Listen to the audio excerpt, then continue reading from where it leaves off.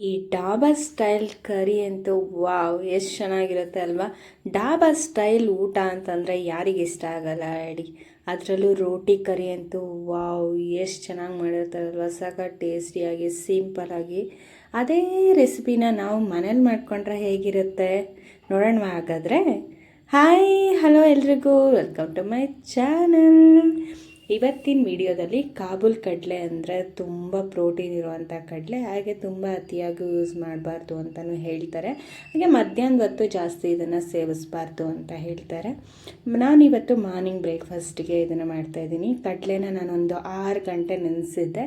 ಅದನ್ನು ಚೆನ್ನಾಗಿ ಒಂದೆರಡು ಸರಿ ತೊಳ್ಕೊಂಡು, ಯಾಕಂದರೆ ನೀರಲ್ಲಿ ಕಂಟಿನ್ಯೂಸ್ ನೆಂದಿರೋದ್ರಿಂದ ಒಂದೆರಡು ಸರಿ ಚೆನ್ನಾಗಿ ತೊಳ್ಕೊಂಡು ಅದನ್ನು ಕುಕ್ಕರಿಗೆ ಹಾಕ್ಕೊತಾ ಇದ್ದೀನಿ. ಹಾಕ್ಕೊಂಡು 1 ಇಂಚಷ್ಟು ನೀರು ಹಾಕ್ಕೊತಾ ಇದ್ದೀನಿ. ಅದಕ್ಕೆ ಹಾಕ್ಕೊಂಡು ಬೇಯಿಸ್ಕೊಳ್ಳೋಣ. ಅದಕ್ಕಿಂತ ಮೊದಲು ಒಳ್ಳೆ ಡಾಬಾ ಸ್ಟೈಲಲ್ಲಿ ಆ ಫ್ಲೇವರ್ ಕೊಡಬೇಕು ಅಂತಂದರೆ ಅದಕ್ಕೆ ಕೆಲವೊಂದಷ್ಟು ಮಸಾಲ ಪದಾರ್ಥಗಳನ್ನ ಆ್ಯಡ್ ಮಾಡ್ಕೊಳ್ಳೋಣ. 1 ಪೀಸ್ ಚಕ್ಕೆ ಹಾಕ್ಕೊಂಡಿದ್ದೀನಿ, 1 ಲವಂಗ, ಹಾಗೆ 2 ಏಲಕ್ಕಿನ ಹಾಕ್ಕೊಂಡಿದ್ದೀನಿ. ಹಾಗೆ ಪಲಾವ್ ಎಲೆನ ಹಾಕಿ ಒಂದು ಸ್ವಲ್ಪ ಉಪ್ಪು ಹಾಕ್ಬಿಟ್ಟು ಕ್ಲೋಸ್ ಮಾಡಿ ಬೇಯಿಸ್ಕೊಳ್ಳೋಣ. ಆಲ್ಮೋಸ್ಟ್ ನಾನು 5 ವಿಸಲ್ ಹೊಡ್ಸಿದ್ದೆ, ಯಾಕಂದರೆ ತುಂಬ ಮೆತ್ತಗೆ ಚೆನ್ನಾಗಿ ಬೇಯಲಿ ಅಂತ.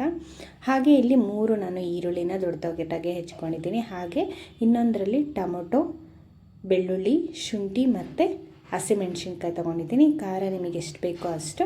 ಅದನ್ನು ಸಪ್ರೇಟಾಗಿ ರುಬ್ಕೊಳ್ಳೋಣ. ಸಪ್ರೇಟಾಗಿ ರುಬ್ಕೊಂಡ್ರೆ ಟೇಸ್ಟ್ ಚೆನ್ನಾಗಿರುತ್ತೆ, ಒಟ್ಟಿಗೆ ಹಾಕಿ ರುಬ್ಕೊಂಡ್ರೆ ಅಷ್ಟು ಆ ಫ್ಲೇವರ್ ಬರಲ್ಲ. ಸೊ ಈಗ ಸಪ್ರೇಟಾಗಿ ಒಂದು ಬಾಣಲಿಲಿ ಸ್ವಲ್ಪ ಎಣ್ಣೆ ಮತ್ತು ಜೀರಿಗೆ ಮತ್ತು ಕರ್ಬೇವಿನ ಸೊಪ್ಪನ್ನು ಹಾಕಿ ಸೊ ಚಟಪಟ ಪಟಪಟ ಆದಮೇಲೆ ಅದಕ್ಕೆ ನಾವು ಈಗಾಗಲೇ ರುಬ್ಬಿ ಇಟ್ಕೊಂಡಿರೋ ಅಂಥ ಈರುಳ್ಳಿನ ಹಾಕ್ಕೊಳ್ಳೋಣ. ಹಾಕ್ಕೊಂಡು ಕುದಿಸ್ಕೊಳ್ಳೋಣ. ಒಂದು ಸ್ವಲ್ಪ ಕುದ್ದಾದಮೇಲೆ ಅದಕ್ಕೆ ನಾನು 1/2 ಟೇಬಲ್ ಸ್ಪೂನಷ್ಟು ಅರಿಶಿಣ, 1.5 ಟೇಬಲ್ ಸ್ಪೂನಷ್ಟು ಗರಂ ಮಸಾಲ ಪೌಡರು, ಹಾಗೆ 1 ಸ್ಪೂನಷ್ಟು ಕಡಲೆ ಪೌಡರು, ಹಾಗೆ 2 ಟೇಬಲ್ ಸ್ಪೂನಷ್ಟು ಕೊರಿಯಾಂಡರ್ ಪೌಡರ್ನ ಹಾಕ್ಕೊತಾ ಇದ್ದೀನಿ. ಕೊರಿಯಾಂಡರ್ ಪೌಡರ್ನ ನಾನೇ ಮನೇಲಿ ಹುರಿದ್ಬಿಟ್ಟು ಮಾಡಿ ಇಟ್ಕೊಂಡಿರ್ತೀನಿ. ಸೊ ಹಂಗಾಗಿ ನಾನು 2 ಟೇಬಲ್ ಸ್ಪೂನಷ್ಟು ಹಾಕ್ಕೊತೀನಿ. ಅದ್ರ ಫ್ಲೇವರ್ ತುಂಬ ಇಷ್ಟ ಆಗುತ್ತೆ, ಯಾಕಂದರೆ ಇದಕ್ಕೆ ನಾವು ಮೇಲೇನು ಮತ್ತು ಕೊತ್ತಂಬರಿ ಸೊಪ್ಪು ಹಾಕೋದಾದರೆ ಬೇಕಾಗಲ್ಲ. ಹಾಕಲ್ಲ ಅಂತಂದಾಗ ಒಂಚೂರು ಜಾಸ್ತಿ ಹಾಕ್ಕೊಂಡ್ರೆ ಆ ಫ್ಲೇವರ್ ಚೆನ್ನಾಗಿರುತ್ತೆ, ಎಸ್ಪೆಷಲಿ ಈ ಥರ ಕರಿಗಳಿಗೆ. ಅದೊಂಚೂರು ಕನ್ಸಿಸ್ಟೆನ್ಸಿಗೆ ಬಂದಾದಮೇಲೆ ನಾವು ಟೊಮೊಟೊದು ಏನು ರುಬ್ಬಿ ಇಟ್ಕೊಂಡಿರ್ತೀವಲ್ಲ, ಟೊಮೊಟೊ, ಬೆಳ್ಳುಳ್ಳಿ, ಶುಂಠಿ ಮತ್ತು ಹಸಿಮೆಣ್ಸಿನ್ಕಾಯಿ, ಅದನ್ನು ನಾವು ಇದಕ್ಕೆ ಬೆರಗಿಸ್ಬಿಟ್ಟು ಚೆನ್ನಾಗಿ ಮಿಕ್ಸ್ ಮಾಡ್ಕೊಳ್ಳೋಣ. ಮೊದಲುದು ಏನು ಮಸಾಲದಿರುತ್ತಲ್ಲ ಆ ಐಟಮ್ಸ್ ಎಲ್ಲ ಚೆನ್ನಾಗಿ ಮಿಕ್ಸ್ ಆಗೋ ಥರ ಮಿಕ್ಸ್ ಮಾಡಿಬಿಟ್ಟು ಒಂದು ರೌಂಡ್ ಕುದಿಸಿದ್ರೆ ಅದೊಂದು ಕನ್ಸಿಸ್ಟೆನ್ಸಿಗೆ ಬರುತ್ತೆ. ಆವಾಗ ಇನ್ನೊಂದು ರೌಂಡ್ ಅದನ್ನು ಮಿಕ್ಸ್ ಮಾಡಿಬಿಟ್ಟು ಸ್ವಲ್ಪ ನೀರೇನಾದರೂ ಆ್ಯಡ್ ಮಾಡ್ಕೊಳಂಗಿದ್ರೆ ಮಾಡ್ಕೋಬೋದು. ಸ್ವಲ್ಪ ನೀರನ್ನು ಆ್ಯಡ್ ಮಾಡಿಕೊಂಡು ಚೆನ್ನಾಗಿ ಮಿಕ್ಸ್ ಮಾಡ್ಕೋಬೇಕು. ಅದನ್ನು ಎಷ್ಟು ನೀಟಾಗಿ ನಾವು ಗುರಾಡ್ಕೊತಿರ್ತೀವೋ ಅಷ್ಟು ಚೆನ್ನಾಗಿ ಬರುತ್ತೆ ಅದು.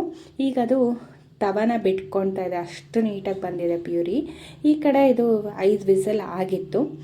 ಕಾಳುಗಳು ಕೂಡ ತುಂಬ ಚೆನ್ನಾಗಿ ಬೆಂದಿತ್ತು ನೋಡಿ. ಈ ಪ್ರಮಾಣದಲ್ಲಿ ಬೆಂದಿರಬೇಕು ಕಾಳು, ಆವಾಗ ತಿನ್ನುವಾಗ ನನಗೆ ಆ ಫ್ಲೇವರೇ ಒಂಥರ ಚೆನ್ನಾಗಿರುತ್ತೆ, ತುಂಬ ಸ್ಮೂತಾಗಿ ಇರುತ್ತೆ. ಗಟ್ಟಿಯಾಗಿದ್ದರೆ ತಿನ್ನೋಕ್ಕೂ ಚೆನ್ನಾಗಿ ಅನಿಸಲ್ಲ. ರೋಟಿ, ರೈಸು, ಚಪಾತಿ, ಕರಿ ಎಲ್ಲದ್ರ ಜೊತೆಗೂ ಸೂಟ್ ಆಗುತ್ತೆ. ಸೊ ಅದನ್ನೆಲ್ಲ ಚೆನ್ನಾಗಿ ಮಿಕ್ಸ್ ಮಾಡಿಕೊಂಡು ಇದಕ್ಕೆ ಒಂಚೂರು ನೀರನ್ನು ಆ್ಯಡ್ ಮಾಡಿಕೊಂಡು ಮಿಕ್ಸ್ ಮಾಡಿ ಒಂದು ಸ್ವಲ್ಪ ಹೊತ್ತು ಕ್ಲೋಸ್ ಮಾಡಿ ಇಡಬೇಕು. ನಾನು ಆಲ್ಮೋಸ್ಟ್ ಒಂದು 10 ಮಿನಿಟ್ಸ್ ಕ್ಲೋಸ್ ಮಾಡಿ ಇಟ್ಟಿದ್ದೆ ನೋಡಿ. ಇವಾಗ ಆಯಿಲ್ ಎಲ್ಲ ಸಪ್ರೇಟ್ ಆಗಿದೆ ಮಸಾಲದಿಂದ, ತುಂಬ ಚೆನ್ನಾಗಿ ಬಂದಿತ್ತು. ಸ್ಮೆಲ್ ಮಾತ್ರ ವಾವ್ ಅದ್ಭುತ ಅಂತ ಹೇಳ್ಬೋದು. ಆ ಸ್ಮೆಲ್ ಫಿದಾ ಆಗೋಗಿದ್ದೆ.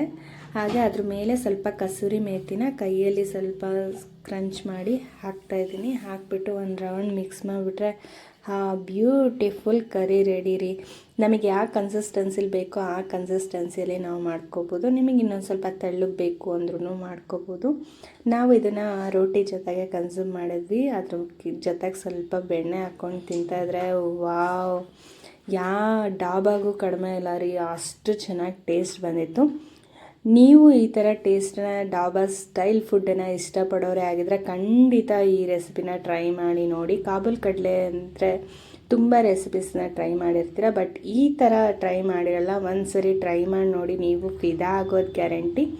ಇನ್ಯಾಕೆ ತಡ, ಈಗಲೇ ಈ ರೀತಿಯ ರೆಸಿಪಿನ ಮಾಡಿಕೊಂಡು ಟ್ರೈ ಮಾಡಿ, ಹಾಗೆ ಕಮೆಂಟಲ್ಲಿ ತಿಳಿಸಿ ಯಾವ ಥರ ಬಂದಿತ್ತು ಅಂತ. ಡಬಲ್ ಸ್ಟೈಲಲ್ಲಿ ಬಂದಿತ್ತಾ ಇಲ್ವಾ ಅಂತೇಳಿ. ಖಂಡಿತ ನಿಮಗೆ ಇಷ್ಟ ಆಗುತ್ತೆ.